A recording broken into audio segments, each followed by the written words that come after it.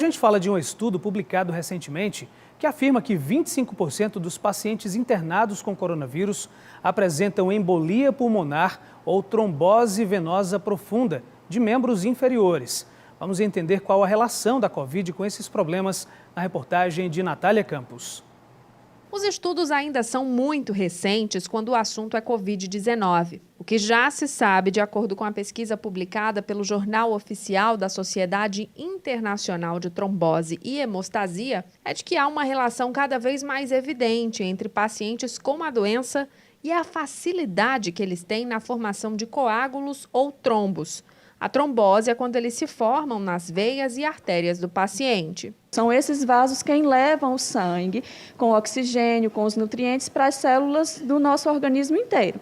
Então, por algum motivo, e aí nós temos vários motivos para isso acontecer, a pessoa pode desenvolver um coágulo que vai obstruir, vai dificultar, a passagem de sangue para aquela área onde aconteceu a trombose, e isso daí vai levar ao sofrimento, daquele tecido que não está recebendo esse sangue. A médica explica que ainda não é possível dizer o que aumenta esse risco trombótico em pacientes com Covid, mas o número de pessoas que têm trombose durante a internação por Covid é alarmante. À medida que a gente foi conhecendo, que foram aumentando os números de casos de pacientes com Covid, a gente viu que tem na literatura, e na prática clínica, mais pacientes evoluindo com trombose, certo? Tem algumas casuísticas que falam em torno de 25%, 40% de trombose nesses pacientes. E ainda por se tratar de uma doença nova, uma doença que só tem em torno de 1 ano e meio, os motivos para isso acontecer ainda estão sendo estudados, certo?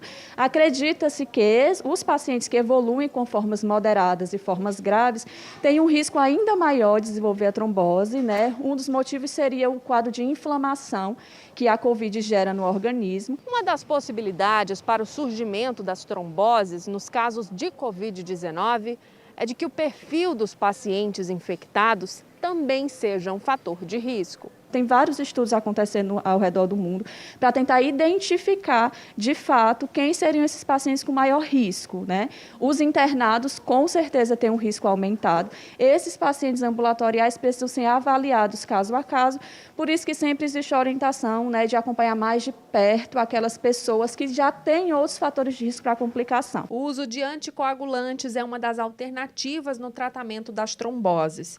Mas a médica explica também o que pode prevenir o surgimento delas. No caso dos pacientes ambulatoriais, uma das coisas é tentar evitar ficar acamado o tempo inteiro. Tem que ficar isolado, mas nesse isolamento da comunidade, nesse distanciamento, nessa quarentena, ele pode tentar não ficar o tempo inteiro acamado, tentar movimentar-se, caminhar dentro do quarto.